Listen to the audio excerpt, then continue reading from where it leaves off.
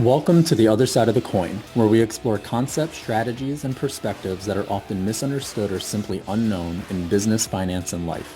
Today's guest is Ryan Goral, CEO of G-Spire Group. G-Spire specializes in helping privately held lower middle market companies scale through mergers and acquisitions. As an operating partner, Ryan takes a hands-on approach throughout the entire M&A journey, guiding clients through strategy, deal sourcing, negotiations, due diligence, capital raising, and post-transaction integration. Over the past 5 years, Ryan has helped clients complete 18 transactions, representing nearly $100 million in total deal value. Join us as we discuss mergers and acquisitions, business growth, value creation, and what business owners should understand long before they ever consider an exit. It is my pleasure to welcome the CEO of G-Spire Group, Ryan Goral.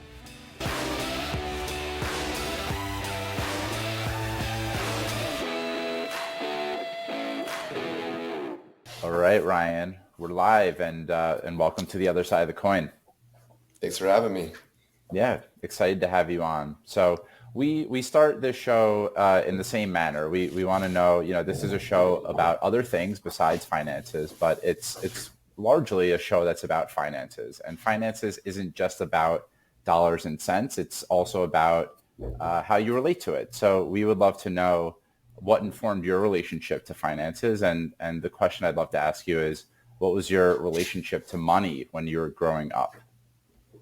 Yeah, great question. It was a natural thing I was attracted to when I was a kid. I was always wanting to, collect and trade baseball cards. It was probably my first business. I'd go earn some sort of allowance from my parents, go to the card shop, whether you buy a pack of cards or you buy one that you think is valuable. And, I don't know if this is dating me, but you'd have the Beckett, what they were way back in the day, and you'd just track like a stock these days, how your card was performing.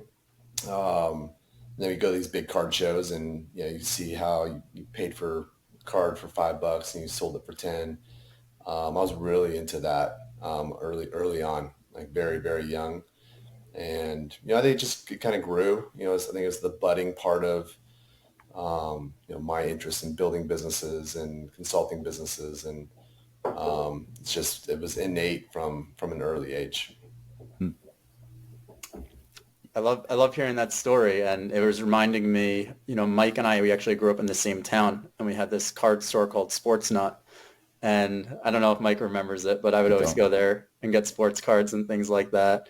And we had another guest, Dr. Craig Casper, saying how when he first got started out, he would go down to a swamp and collect frogs and sell them to his friends. And it's so interesting how, people who have that entrepreneurial spirit sometimes, probably often it's like they're at a young age.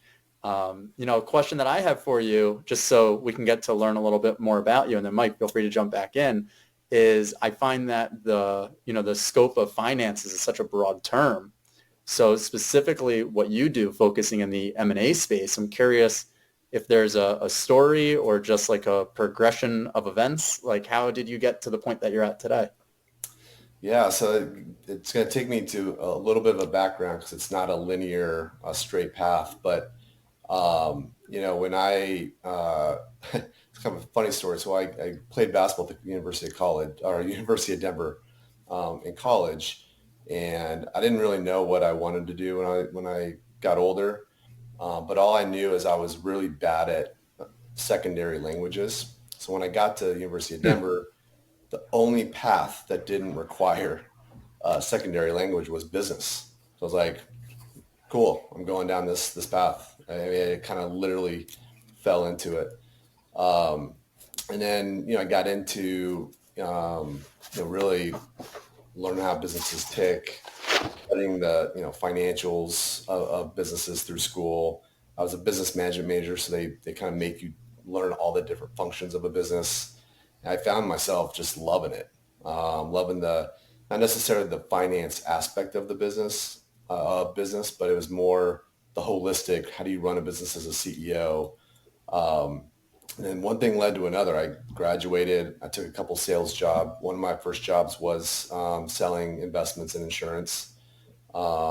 Didn't didn't fall in love with that trade, if you will. So I went and took a sales job at selling medical devices, a totally different, you know, direction, and had fun doing that.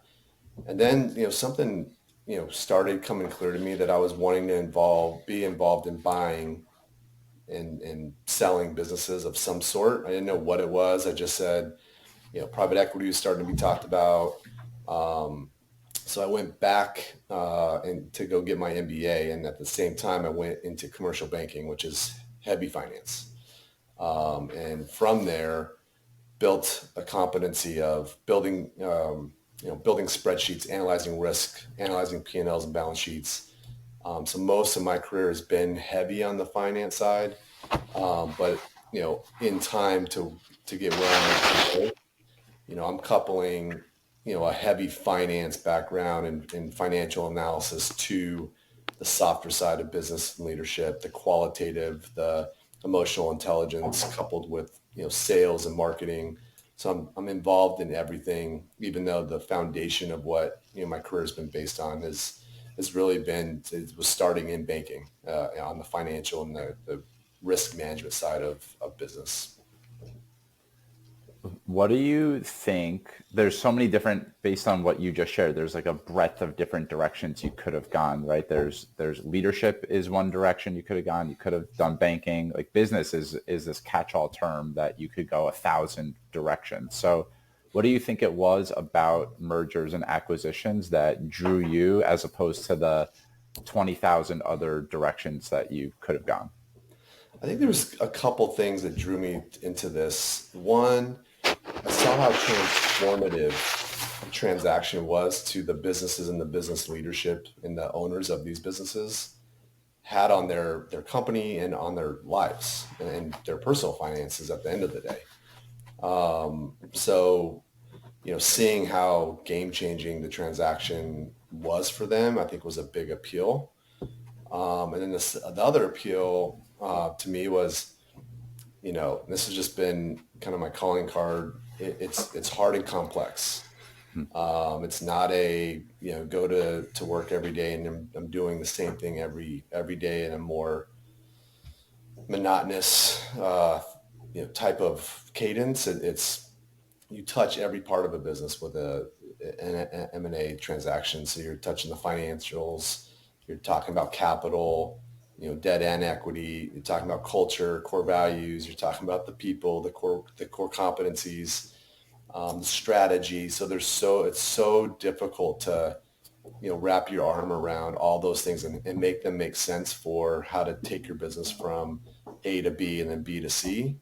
And I think that complexity is an appealing factor of why I love what I do. It's hard. It's not impossible to solve for, but I fell in love with the challenge coupled with how truly game changing it can be for these businesses that are engaging in it.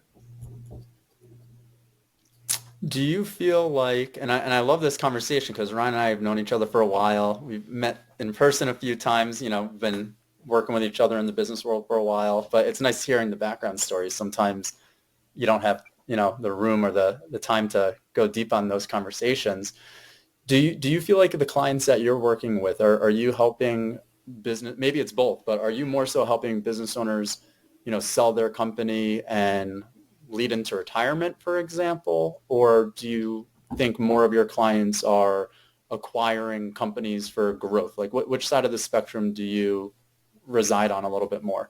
So it's definitely the latter. So my business, G-Spire Group, we help companies, typically lower or smaller businesses or lower middle market, privately held, owner operated businesses, go out and buy and grow through acquisitions.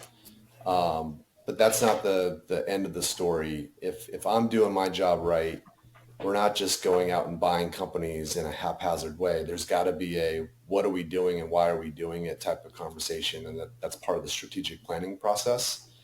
And a lot of those conversations are rooted in what are we building and what's the number and how are we going to exit? Because you kind of have to think about what you're doing today with the end in mind. So the things that you do today are actually the correct activity, the correct transactions, So you got to think about it that way. So oftentimes, it's kind of a roundabout way of answering your question. Yes, we're helping companies grow. We're helping them buy businesses. We're working with them for 5, 7, 10 years sometimes. Um, but at the end of the day, a lot of times we're helping them buy as a prep to sell maneuver, right? So they want to sell at some dollar amount, and M&A is just one of those tools that is prepping them to get to the number that they're trying to get to. So we're having those conversations. And as we get closer to, we've made those acquisitions, we've integrated them. Maybe it's time to go take it to market.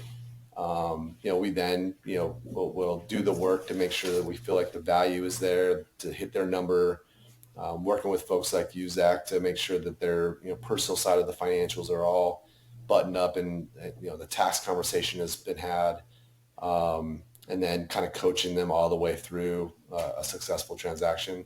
We're not selling businesses, but we definitely, we convert from helping them buy into really a useful resource to, hold their hands and walk them through a sale process, which most clients have never gone through.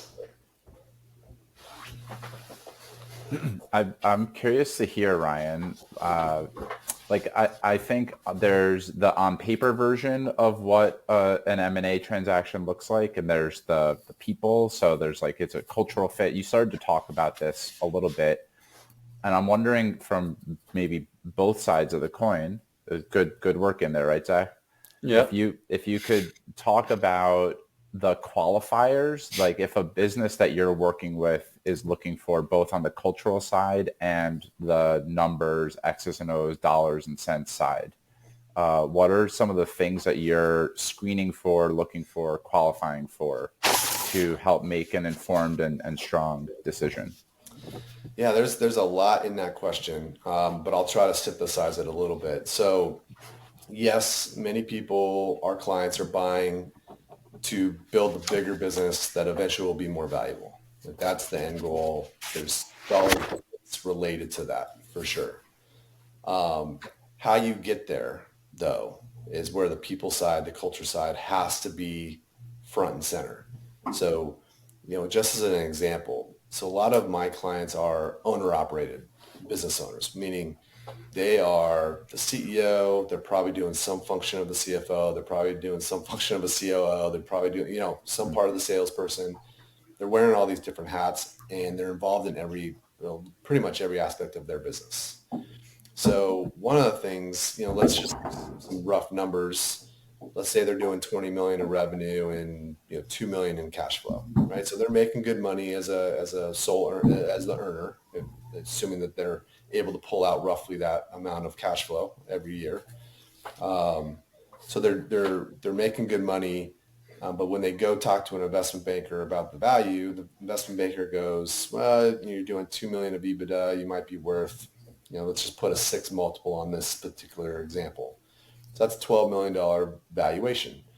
Well, after taxes, the business owner talks to his or her tax person and is like, "Oh, sell for 12, and after you pay off debt and you pay your taxes, maybe you're left with, 5, 6, $7 million."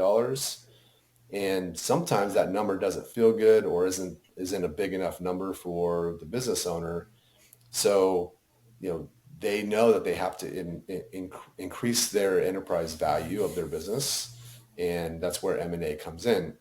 Well, I say all that because part of that is if you're an owner-operated business owner running a $20 million business doing 2 million cash flow, and let's just for example, let's say that they need to get it to 4 million of cash flow, which would result in maybe a 20 or $25 million sale. That type of business is completely different than what they're running today. And that business owner actually, and I have a little term that I talk about. It's called, I need to transform the business owner into a CEO, where they're not owner operated. They're not being an owner operator. They're having to hire key people to do what they're currently doing. And that's a tough transition for a lot of owner operators. But I bring that up because the only way business owners to get to their goal, let's just say that $4 million and $25 million exit value is what they're going for, is going to require different skills, leadership skills, recruiting skills, and then making sure that the people that they're bringing on fit the core values and the culture of the business. So there's longevity to that business. And then the last leg of the stool, to answer your question, I know this is a big question, is when we were making acquisitions, just because you find a $1 million EBITDA company that you really like to buy, it's not the right company to buy if their people and their core values don't align with yours. You can actually destroy value if you don't have people front and center, and people is the lifeblood of the business. It's culture, it's the core values, it's how you interact with people on a day-to-day basis. So yes, it's money and value creation, but there's a lot of times there's no way to get there unless you truly are people centric and thinking about people as a very big part of that. So sorry for the long-winded answer, but there's a lot of components that go into that. There's no need to apologize. I have a tendency, and Zach usually actually before we record will say, Mike has a tendency of asking multiple questions within a question or really big questions, and you did a really good job of addressing all of it. There's a lot of facets to it, but I think you painted a holistic picture of, obviously in the scope of a conversation like this, you can't get into all of the weeds and details, and it's a little bit more complex than that, but painted a nice picture. I'm going to hand it to Zach and see where you want to press on, Zach. I know that I'm curious about what it is to become a CEO or operate like a CEO in that transition, but I would love to hear from Zach first. Yeah, I think I had maybe like a two-tiered question like Mike normally has. But what I'll say is I remember working with one of my business coaches and having a really hard conversation where when we started scaling and building our team, for a long time, the business was Zach Smith, right? Or the business was like Zach and Mark Smith. And then as we started scaling and growing, I remember the business coach saying, you can't be the business anymore. You need to run the business. You need to be the CEO. And there is a transition and a different way of thinking and different behaviors between, everything goes through you and you are representation of the business, to now you have a bigger team. You don't have to be in every single meeting.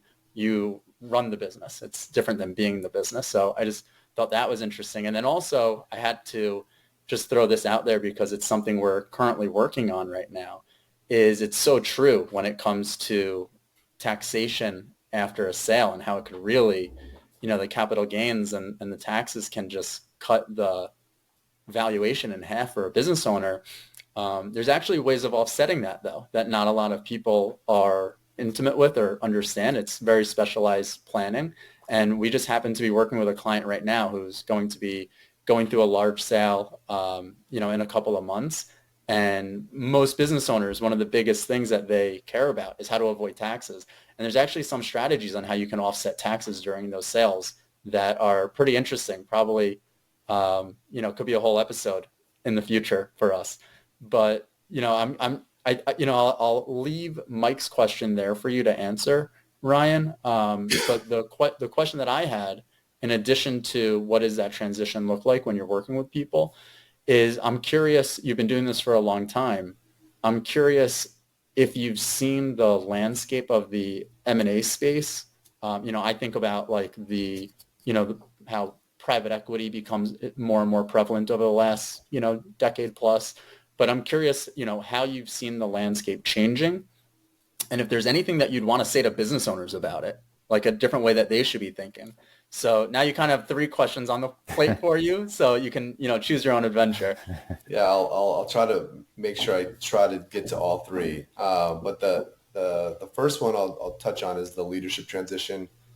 I oftentimes kind of think about it in this lens. As a owner operator, you're constantly pushing on the business. Like your results are directly from you doing something, whether that's dealing with a fire drill, with a customer, or dealing with an employee issue, or whatever it is. It's you doing something to move the business from point A to point B, or get it from Monday to Tuesday. And it is that blocking and tackling type of activity.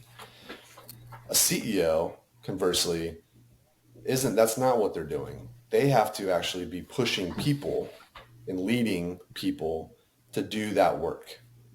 And it's a completely different skill set.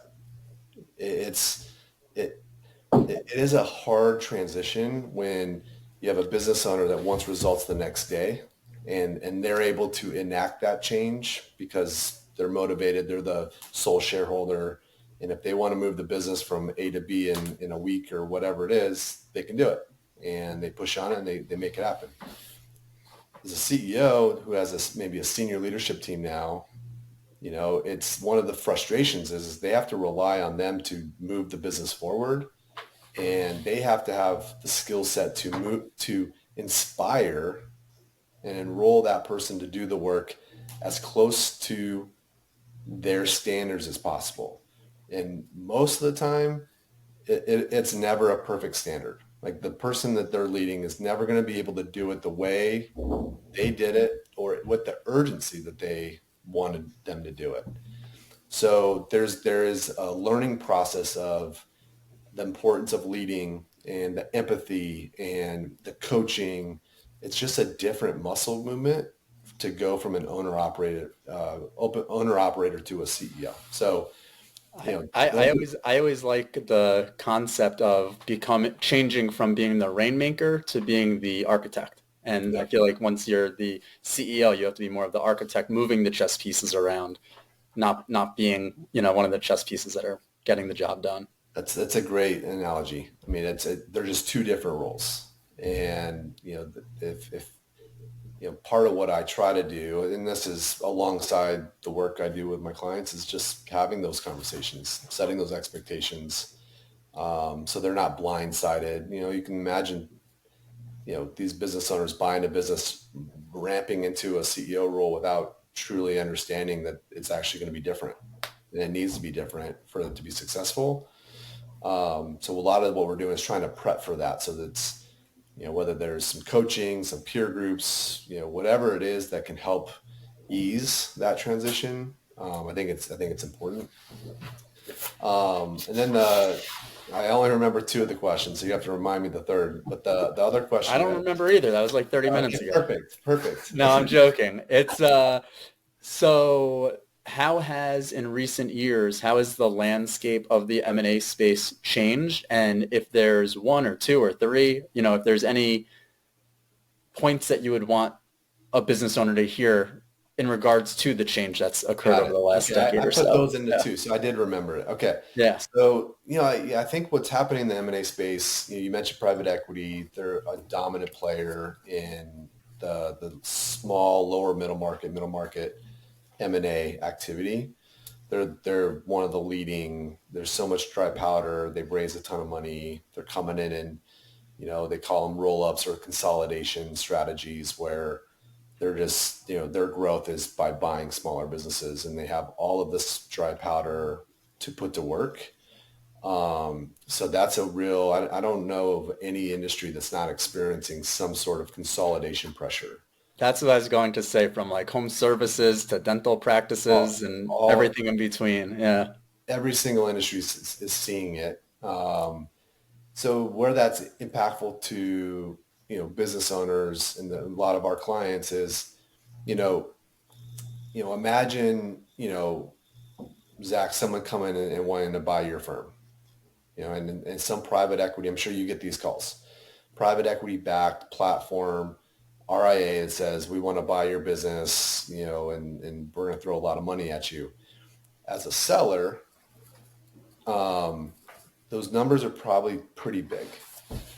But not every business owner really likes the thought of selling to a big company, right? Because for a big company to justify a big price, they're usually cutting employees. The customers are going to experience a completely different experience. There's a way that they're getting their return, and that means transforming the business into something it's not today, right? So when there's consolidation going on in the market, a lot of our clients, and what we're helping them do is, if they're not interested in selling to a big company, they want to preserve their legacy, they want to stay a smaller, independent, privately held business. Um, they feel the pressure that for that to happen, they got to grow through acquisitions as well. Like to keep up with the consolidation and the size, they got to develop their own M&A strategy, which is kind of where we come in. So a lot of our clients are trying to stay smaller, not small, but in context and comparison with the consolidators, it's still small, but it's going from that 20 million of revenue to 40 to 60, you know, and that is typically going out and finding other smaller independents to buy and say, don't sell to the big, the big $1 billion acquirer. Let's all give me your legacy. I'll preserve it. We're going to be smaller. We're going to be nimble. We're going to still, keep, most of our clients are not cutting employees. We're buying and building and giving employees opportunities to elevate their careers. So it's just a different, from a seller's perspective, you're seeing a different option than having to sell to a big consolidator or selling to an employee, actually selling to somebody, maybe it's a competitor or maybe it's whoever it may be. It may just feel better that your legacy is in that smaller independent company's hands, and you can maybe still stay involved and make some decisions as a board member or what have you, where those options aren't around for, when a consolidator comes. They come in, they cut the employees, and they're moving on with their lives. So, we're seeing a lot of that. A lot of my clients are trying to combat that effect by growing and making acquisitions themselves. So, that is, I would say it's a big change over the last 5 years, but you're definitely seeing so much activity. I think a lot of business owners are starting to kind of become aware of, they're aware of what's happening. When they get 5 emails a week from private equity firms, they may take a couple, they hear the story about what they're doing, and they're just being more educated to the options to sell. So, maybe 5-10 years ago when I'd have a conversation, they would not understand what that private equity firm was saying. Today, I feel like they're way more sophisticated and aware of, oh yeah, that private equity firm, they bought that company for this multiple, and I know they're rolling it up. Like they're just more versed of what that game looks like. So that's been a change, is that Yeah, awareness. I do think it's much more on their radar. I do want to jump in because I actually have a follow-up question with what you were sharing, and Yeah. I think it's so important, for these companies that aren't looking to sell to these large conglomerate consolidators, but they're still acquiring along the way because, even if they don't want to sell today, maybe they want to sell in 10 years or in 20 years, right? And they want to be relevant and they want to have that strong multiple when they do sell. So maybe a little bit of a hard-hitting question, and I'm just curious on your response to this. Do you feel like eventually all roads do lead to these consolidators? So like if you're in an industry right now and you're trying to not blow up your company, not lose employees, not dilute the quality and the uniqueness of what you bring to the table, so you keep it in house or you stay close with a competitor, right? All the different scenarios.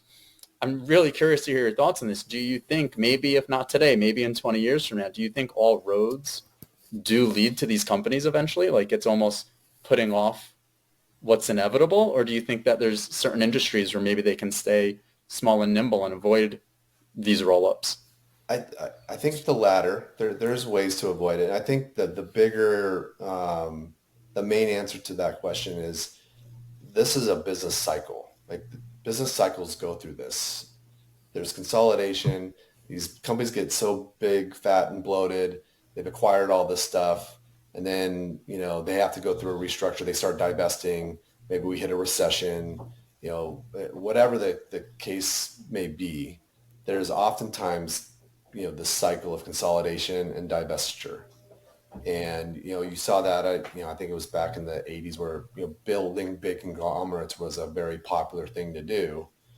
And eventually it's like now you're in 15 different types of businesses, and you learn, or you buy, you bring in a big consulting firms, like you guys need to focus. Pick 3 lines of business, and you need to spend more money focusing on the stuff that you're excited about versus being average across 15 businesses, right? So Hmm. there is these ebbs and flows of cycles of consolidation that naturally happen over the course of hundreds of years, or however long business has been around. I think this is a natural Yeah. cycle. Yeah, I Um, think that's an amazing answer and an amazing point. Something that Mike and I have spoken about in the past is how whatever's happening in the moment right now, people have the tendency of thinking that's just the way that it's going to be, right? But there are ebbs and flows and cycles, and things are always changing. I think that's the importance of building a company with optionality and having the flexibility to pivot. Even one company going through a sale, maybe they're going to be looking to sell to an insider. It's intelligent for them to not close the door on a potential third party buyer at the same time, right? You want to kind of stay flexible and nimble. You don't always know exactly where you're going to end up. I mean, it could take years to unravel a sale, so you don't really know, what it looks like 4 years from today. that's so true. And the other thing that you're mentioning too, that it does happen. So you see all this consolidation, they become less nimble as big companies, right? Which opens up this vacuum for innovation. So, when you see big fat companies get, bureaucratic because they're too big, it opens this vacuum for those customers are having a terrible experience because of that big company's bureaucracy. Let's create something small and nimble that can attract those clients. And you just see that kind of, and then you throw in technology innovation and all kinds of stuff. Like it's just part of the cycle. No, I love that. I didn't mean to put you on the spot, but you nailed it. What's that? I didn't want to put you on the spot, but you nailed it. I think that was a great answer. I said I was coming as a friend, and I didn't Yeah, want to put you on the spot. that was friendly. That's friendly. I want to pivot a little bit here because it's mentioned on your website and on the intake that you did for us. You mentioned the term fractional executive, and that was a new one for me. And I'm curious. I don't know how that fits into like where the conversation has gone or is headed, but I'm wondering if you could tell us what fractional executive means and what is that role in the process when you're working with your clients. Sure. Yeah. So, the fractional, think of it as like a business model that's evolved over, I'd say it's somewhat recent, in the last, I don't know, 10, 20 years, where, businesses doing, let's call it 1 million to 30 in revenue. There's these businesses that, are not big enough to hire a full-time executive. They don't have the budget for it, but they need the expertise.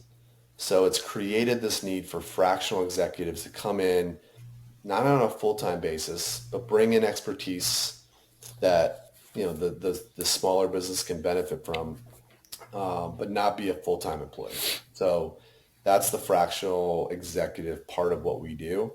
So, most fractional executives, and there's a bunch of them. There's fractional CMOs, fractional CFOs, fractional COOs. They're typically C-suite roles, and not they don't have to be, but the industry that we're in typically is they need C-level leadership and expertise, but can't spend 2, 3, 400 grand a year on a very experienced person to come in and do that very specific role. Not to mention if they needed 4 or 5 C-suites, that gets pretty expensive fast. So as companies grow and scale, the fractional executive fits that need as they go through that cycle of growth. And for what we do, it's the same concept. So we come in and help companies grow through acquisitions. It's out, consider us, we're a fractional executive, as you mentioned, but we're outsourced corporate development, which is really a function of a business that's responsible for growing a business, executing strategic vision, and has an M&A expertise. And that's basically what we do on a fractional basis for our clients. For the business owners that are listening, I don't know if you had something, Zach, but Yeah. the I very wanted to let you do your follow-up. Keep going. yeah, No, the very practical part of me, there's going to be business owners primarily who are probably listening to this conversation, and I'm wondering, if they're thinking about, oh, that's, we fit in that ballpark, we might be interested in doing a merger and acquisition of some kind. It makes sense to have a fractional executive, and we're not willing to invest the 2, 3, 400,000 for a full-time person. What does it look like on your end? Is it, this might be a silly question, but 5 hours a week, 10 hours a week? Are you spending a few hours a day with them? Like what are the logistics that a business owner could expect? Yeah, so our business models, we set up a monthly retainer, and I'm not one to count hours. I've had advisors tell me I'm an idiot. I should be, definitely making sure I'm doing my hourly, rate. But for me, I'm building a business, I'm building a brand, and I kind of joke that I won't look at, I don't want to do the hourly analysis because it might be depressing because I'm just going all in for all my clients all the time. And that's just part of the sweat equity of building a firm and a brand. But I think at the end of the day, to get more pointed to your question, things ebb and flow. So our engagements, it gets heavy on the strategic planning, and then we go build a plan, and then we go execute the pipeline. And there's no week that ever is the same. There's phone calls that show up. There's one week that could have 10 meetings for one client, and that's just what it is. And you go and you figure it out and you do it. The next week might have zero. So it just evens out over time. And there's a large amount of trust that our clients have to have in us. And it puts onerous on us to make sure we're adding value every week, every month. And, our clients, as long as they're paying their retainer, I think they're seeing value. So it's not a perfect science. We set a pretty reasonable monthly rate to start. So it's an investment. We don't like to think of it as a cost center where they're truly investing in growth. And if and when we're making acquisitions, we're typically creating millions of dollars of enterprise value for their business. And when you look at the retainer you're paying, that's a pretty good ROI. So we obviously work with a lot of business owners as well. And I know that when we're doing our business planning with them, it can go in a million different directions and it's never the same, kind of like what you were alluding to. What I'm curious about, my question for you is, when you first meet a business owner at the start, are there certain foundational elements that you're talking about or reviewing with all of them? Like, is there maybe some sort of starting point that is consistent in your process working with business owners, even though understanding once you get through that first barrier, then it can go in a million different directions. But I'm curious about the start when you first meet with a business owner. Yeah, it's such a good question, and every first conversation with a business owner is different. It could be a referral from someone like you. It's like, this guy wants to buy a business, talk to Ryan, and I already know that the guy's interested in buying a business. Or it's, on the golf course and meeting a business owner and have no idea if, buying a business is something they've even thought about, if they've done it before, if they've done it and had a bad experience. I mean, you just don't know. So I think one of the qualifying questions that usually starts the conversation is, really what are you building? What type of business are you building and where are you trying to take it? Usually that splinters into any kind of direction that you need to just figure out if, they're growth oriented. And that kind of goes into my second part of my question is a lot of the stuff I talk about on the front end with a business owner. If you look at our core values as a business, I'm flushing out if there's core value alignment, both for two reasons. One, I think alignment is super important for, how people work together. And, I'm protective of my team and making sure that we're bringing on clients that share our core values, of course. But the other part of our core values, there's ones like having a growth mindset, right? And being curious and having a foxhole mentality.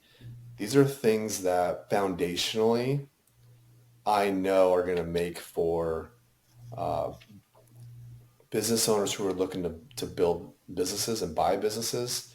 There's some core foundational elements there. So for example, if a business owner thinks that can't teach me nothing, the market sucks, my sector sucks, there's no growth opportunities, this thing's dead on the vine, you know, if they don't have a growth mindset, they're not curious about maybe how, thinking through problems or creating solutions to what they see as problems, and having kind of a low energy deflatist type of attitude, those are going to be tough to work with, right? Like, so that core value alignment, we're assessing, are they ambitious?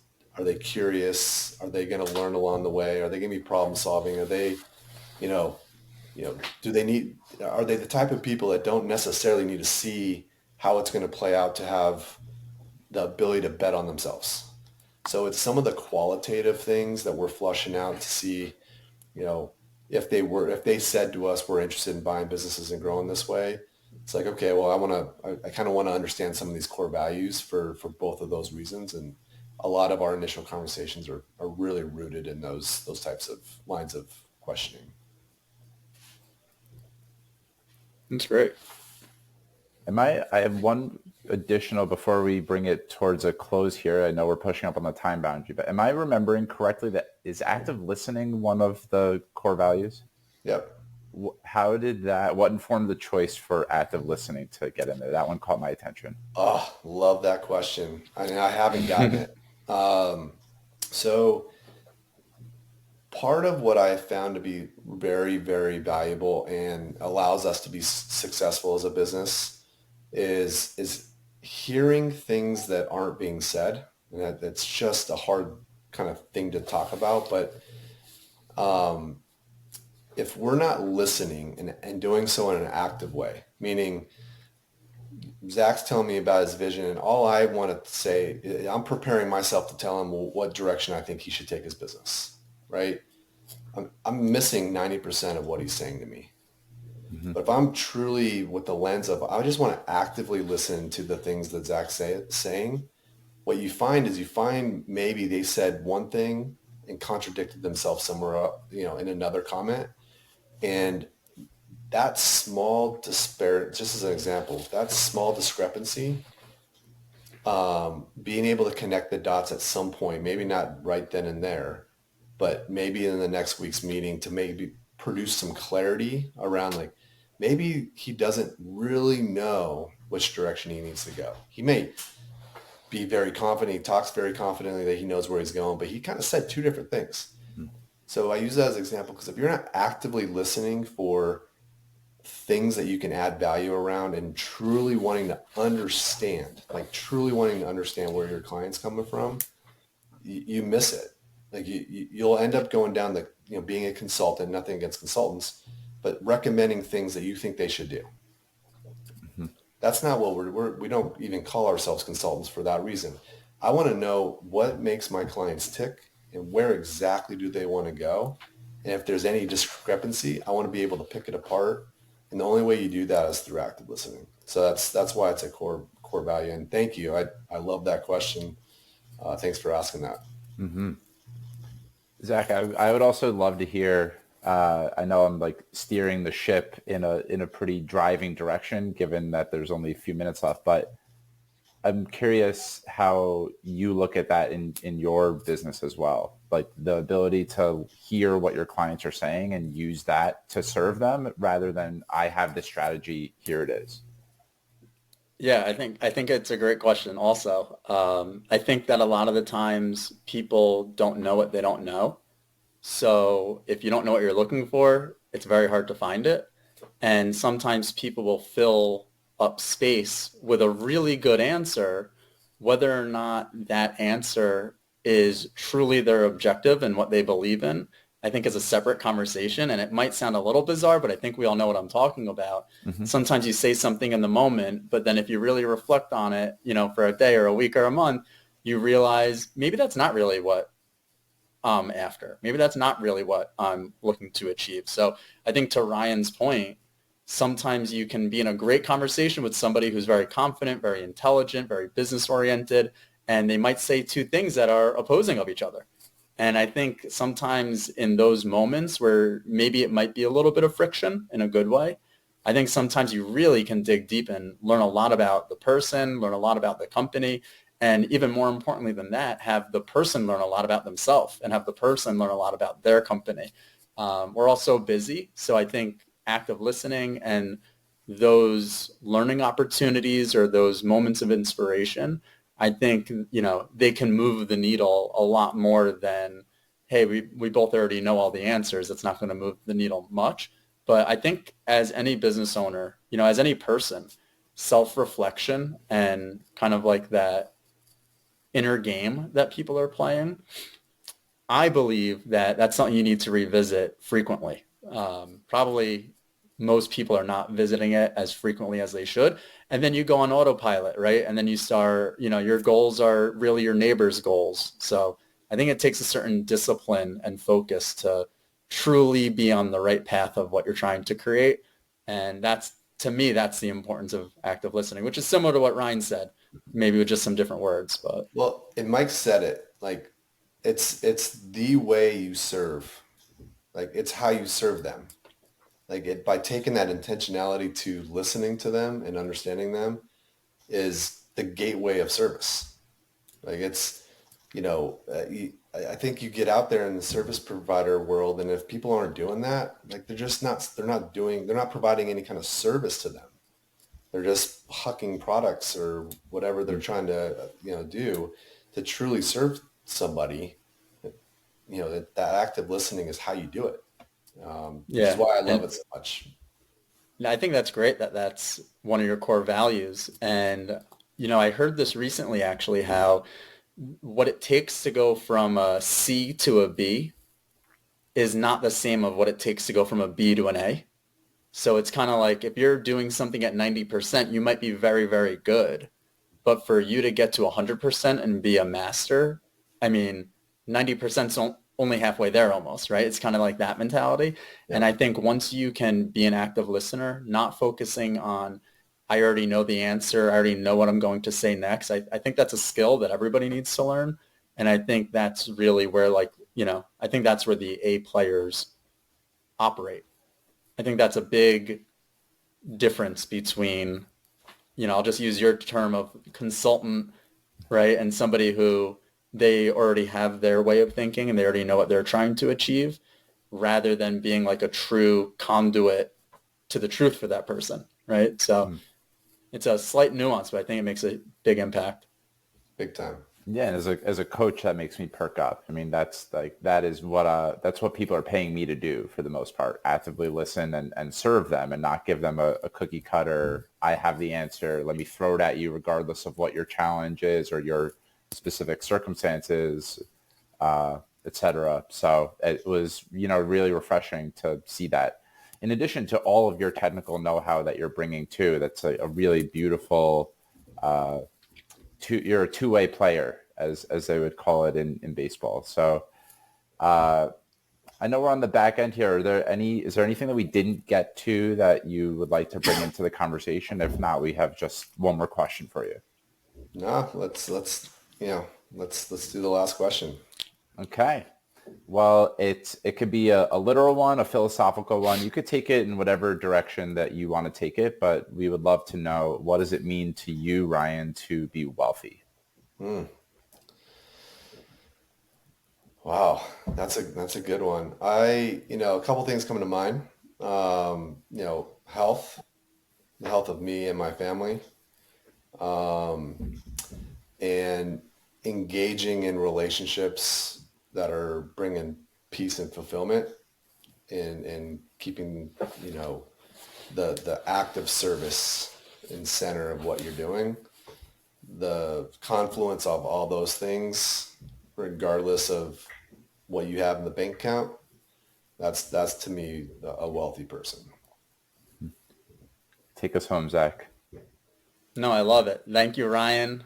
Thank you, Mike. I can't believe how fast this 45-minute session went, or however long it's been.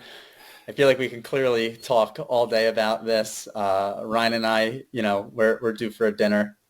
That's right. I enjoyed the last one. And for everybody listening, for the audience, I hope you found a lot of value. Ryan obviously walks the walk and talks the talk. And I think, just keep your head on a swivel. Landscapes are always changing.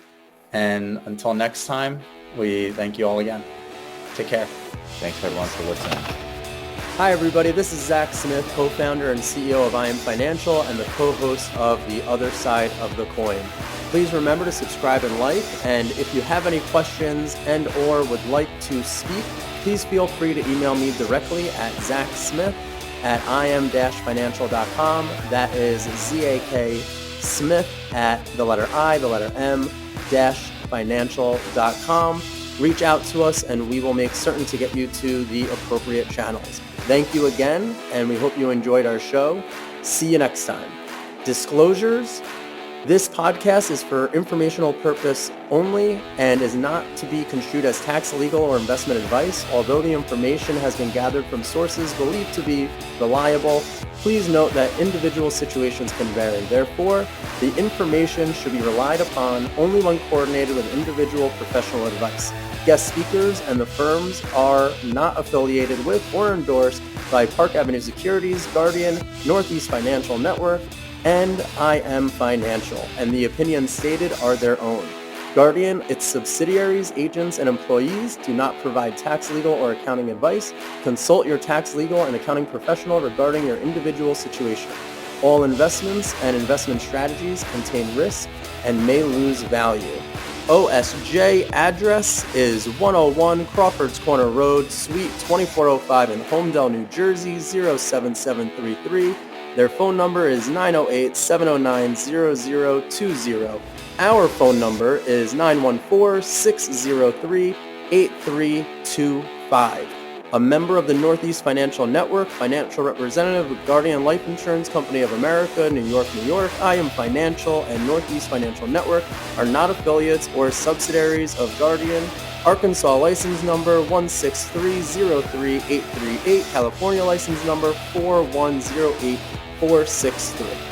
Submission number 895455 6.1, expiration date 626.